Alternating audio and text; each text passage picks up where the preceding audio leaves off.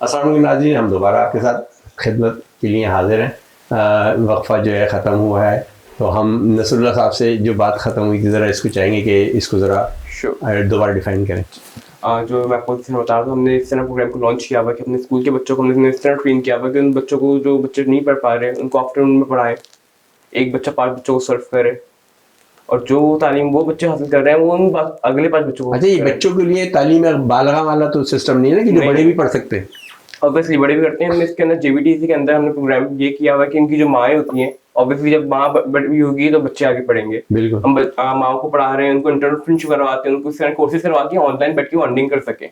उनको gadgets provide करते हैं हम लोग, उनको गैजेट्स की तरह हम लोग फिर फिजिकली ट्रेनिंग देते हैं, सिलाई कढ़ाई की, उनको हम लोग कुकिंग की ट्रेनिंग्स देते हैं, फ्री ऑफ कोर्स देते हैं हर चीज़ के, वो ट्रेनिंग करें और आगे इसको फिर अपने बिजनेस को एक्सपेंड करें, बच्चों को और वो मोटिवेट करें, बच्चे अपने काम करें, सेल्फ फंडिंग करें। बाहर निकल के जो औरतें घबराती हैं कि हम काम नहीं कर सकते या अच्छा, अभी मैंने एक वीडियो देखी थी, आपने राशन बांटा है कहीं, तो वो क्या सिलसिला, कैसे आपने वो ऑर्गेनाइज किया, क्या वो किया था, किस इलाके में बांटा? हमने लियाकताबाद में टिनट्टी इलाका, यहाँ पे हिंदू कम्युनिटी रहती है, इनके घर वगैरह भी बिल्कुल नहीं होते हैं, तो हमने उसको इस तरह किया कि अपने बच्चों को हम लोगों ने गिफ्ट पैक करवाए और उनको लेके गए। हम हर साल लेके जाते हैं रमजानों के अंदर बच्चों को। अच्छा। और अलग अलग एरियाज के अंदर करते हैं। अभी हमने लियाकताबाद कवर किए, अब हमारी गुलशन ब्रांच जो है वो कवर करेगी। इसके अंदर हम लोग बच्चों को गिफ्ट होते हैं, कपड़े होते हैं, राशन होते हैं, जिनकी ज़रूरतें ईद की और रमज़ान की पूरी करें।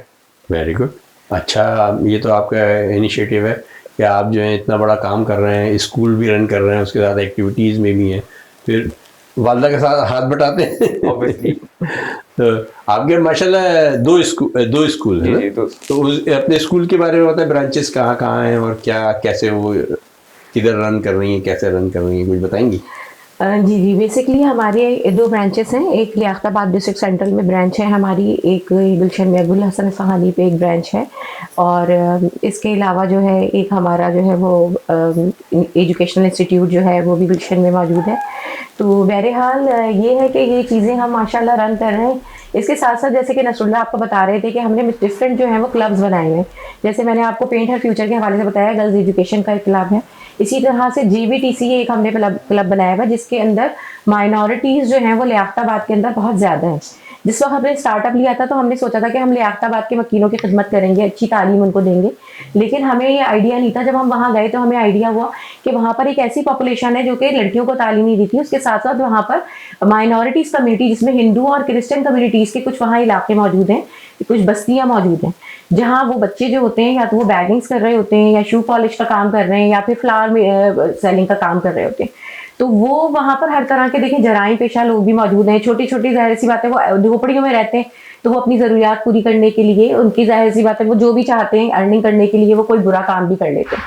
और उसके अंदर जो है बहुत ज़्यादा वहाँ पर एक तो ना सिर्फ ये चीज़ मौजूद है, बल्कि वहाँ पर नशे की आदत और ये नॉरकोटिक्स का बहुत ज़्यादा कॉमन हैबिट्स हैं लोगों में। नॉरकोटिक्स डिपार्टमेंट के साथ, एंटी नॉरकोटिक्स सिंध के साथ मिलकर भी हम काम कर रहे हैं।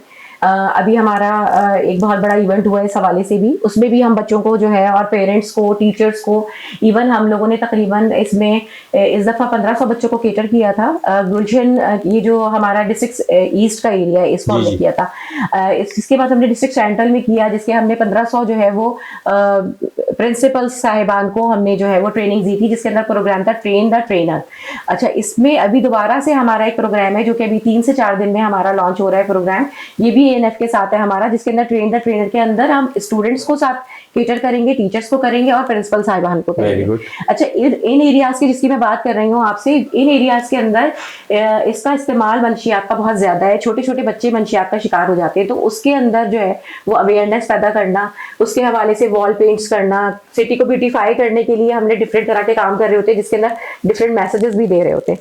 तो ये जो बच्चे हैं बेसिकली, ये एक तो कम्युनिटी मुस्लिम नहीं है, ये कम्युनिटी जिनके लिए स्पेशली हम काम कर रहे हैं, क्योंकि ये बहुत ज्यादा जो है वो मंशियात और जराइम पेशा अफराद हैं जो कि मजबूरन इस तरफ आ जाते हैं। हम किसी को ये नहीं पॉइंट आउट कर सकते कि कोई बड़े प्रोफेशनल है, लेकिन इंसान की मजबूरी जो है या गुर्बत उससे ये काम कराती है, तो उनको बेसिकली अवेयर करना है। काट रहा हूं, मतलब क्या आइडेंटिफाई किया?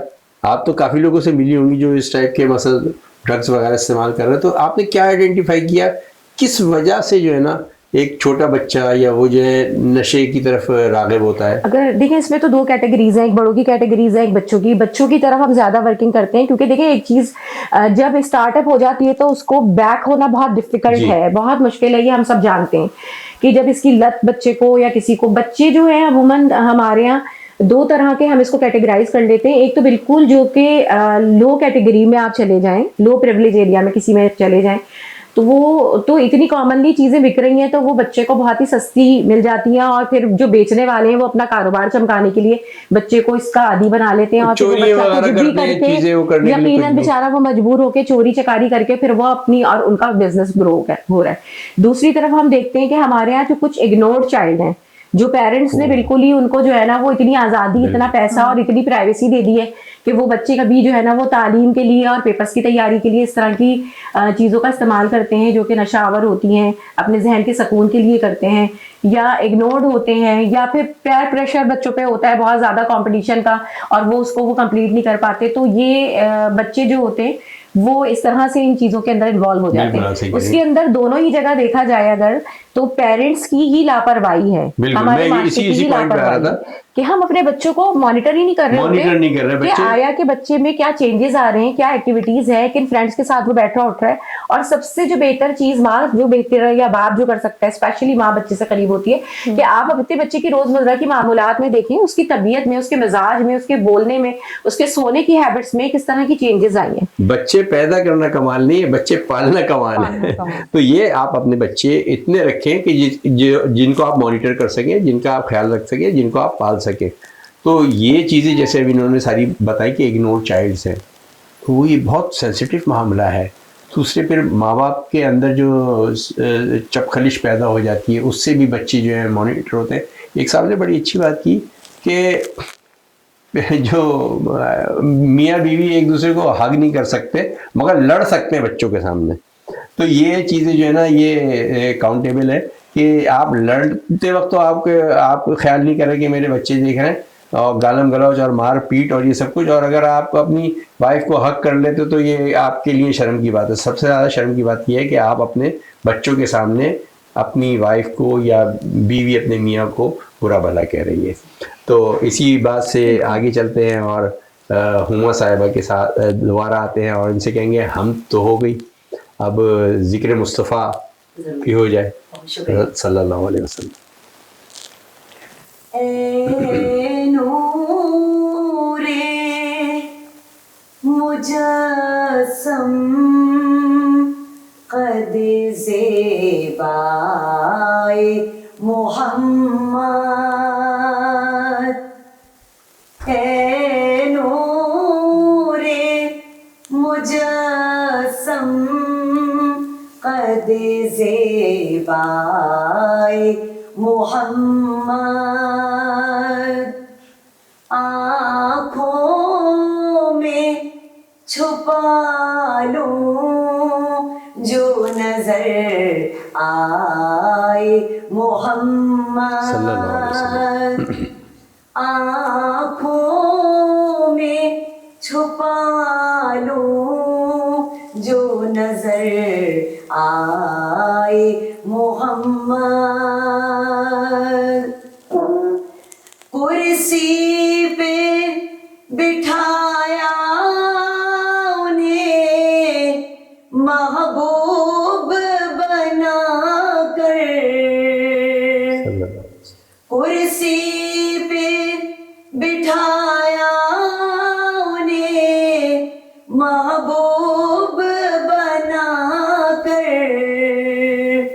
सब नबियों में खालिक को पसंद आए मोहम्मद, सब नबियों में खालिक को पसंद आए मोहम्मद,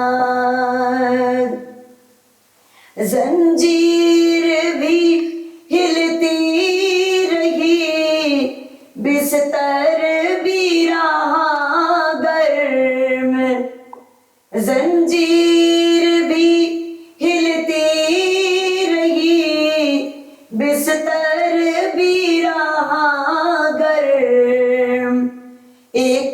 पल में सरे अर्श गए आए मोहम्मद, एक पल में सरे अर्श गए आए मोहम्मद। ऐ नूरे मुजस्सम कद ज़ेबाए मोहम्मद, आँखों में छुपा लूं जो नजर आए मोहम्मद। सल्लल्लाहु अलैहि वसल्लम। सुभान अल्लाह। तो ये हुमा नात साहिबा, आपको कब से शौक़ हुआ, या आपको कब पता चला कि मैं अच्छी नात पढ़ सकती हूँ? क्योंकि ये चंद लोगों को ये दर्जात मिलते हैं कि उनको तवक्को होती है कि वो जो है नाते मुक़द्दस पढ़े।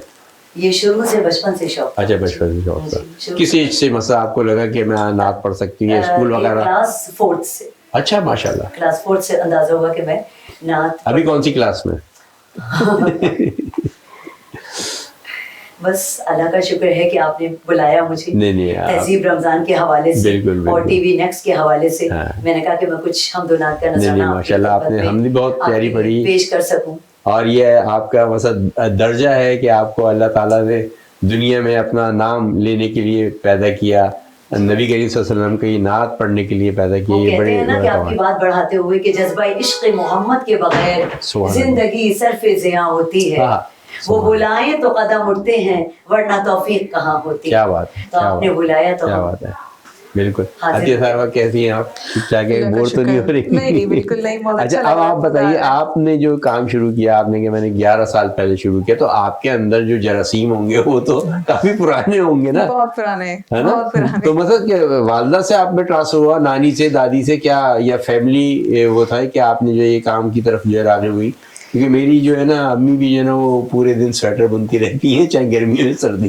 तो डिप्रेशन वगैरह का कम करने के लिए अच्छा एक वो होता है। जी, जी, तो बिल्कुल, आपको ये काफी कैसे लगा कि आप जो एक अच्छी जो है कारीगर हैं और एक अच्छा काम कर सकती हैं? तो ये क्या बताएं, आपने कैसे शुरू किया, कब से? जी जी सर, मैंने कहा मुझे बचपन से बहुत शौक था कुछ ना कुछ करने का, मैं कुछ करूं। और रहा ये बड़ों में, तो उस जमाने में जो हमारी माएँ, नानियाँ, दादियाँ तो बहुत बढ़िया हैंडीक्राफ्ट थी और बहुत सारे काम घरों पे ही हुआ करते थे। ये तो अब आज का दौर है, बात कर रहा हूँ जबी साहब, एक हम जब छोटे थे तो एक वो क्लास होती थी दस्तकारी के नाम जी, से ना, जी जी हैंडीक्राफ्ट्स वगैरह जी, बनाने की। बिल्कुल। वो एक वो जब हाँ, एनुअल डे होता था उस दिन वो एक हाँ, परी हाँ, बना के जरूर लाना जी, होती जी, थी, बिल्कुल, एक परी। बिल्कुल, हाँ, वो बहुत एक होता था कि परी बना के लाना, कुछ फर्नीचर वो और मट्टी के पैकेट्स फल के और ये वो yes। चीजें होता था। तो वो अब स्कूल में शायद कम हो गया, आपके स्कूल में है? जी जी बिल्कुल। बेसिकली आर्ट एंड क्राफ्ट जो है वो बहुत ज़रूरी है लाइफ बिल्कुल। के लिए, म्यूजिक, आर्ट एंड बिल्कुल। क्राफ्ट। तो सबसे बेहतर चीज़ जो मुझे लगती है वो ये लगती है कि बच्चों को हम रिसाइकलिंग करना सिखाएं। हाँ। और पेंटिंग्स जो होती हैं वो एक माइंड की थेरेपी, जैसे अभी आपने कहा कि अम्मी स्वेटर बुनती रहती थी, एंजाइटी वगैरह डिप्रेशन के लिए बेहतर है। इसी तरह म्यूजिक हो गया या आर्ट एंड क्राफ्ट हो गया, रिसाइकलिंग हो गई, पेंटिंग्स हो गई, ये तमाम चीजें बेइंतहा जरूरी हैं। बिल्कुल और जरूरी। सबसे अच्छी बात ये कि हैंड्स ऑन एक्टिविटीज हैं ये बच्चों की। अगर आप कुछ स्केच कराते हैं, ड्रॉ कराते हैं, एक तो मोटर स्किल्स बच्चों के बहुत इंप्रूव होते हैं। इसके साथ साथ आप ये देखें कि हमारी जो साइंस और तहकीक के हवाले से भी ये art and craft, drawing, sketching, ये तमाम चीजें जो है ये उसका आगाज है बेसिकली।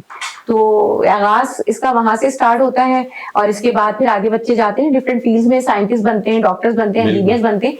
तो ये चीजें यहाँ से जो इसकी इब्तिदाई हम कहेंगे मरहला वो बहुत जरूरी है। तो उसको बिल्कुल, आप करवाना- बिल्कुल ठीक कह रही हैं। मेरा जो एक्सपीरियंस है, मैं ये कहता हूँ कि क्रिएटिव आदमी जिंदगी सफर कर सकता है अगर उसकी एजुकेशन भी नहीं है। होना चाहिए, एजुकेशन भी होना चाहिए, मगर अगर आदमी में क्रिएटिविटी है तो आप अपने बच्चों को क्रिएटिव बनाएं। बच्चों को, अगर बच्चा क्रिएटिव होगा तो आगे जिंदगी में सफर कर सकेगा। अगर उसकी सोचने विचारने की मसा आपने उसको सेंस ही नहीं दिया कुछ कि वो क्रिएट कर ले वगैरह वगैरह, तो अगर आप उसको जंगल में भी छोड़ देंगे ना क्रिएटिव आदमी को, तो कुछ ना कुछ कर लेगा, अपने आप को सरवाइव कर लेगा। तो आपकी बात बेहतरीन थी। इसी के साथ नाज़रीन हमारा दूसरा वक्फा ख़त्म होता है। टीवी नेक्स्ट पे बैठे रहिए, देखते रहिए। कोई काम काज करना है तो कर लें और फिर वापस आ जाएं।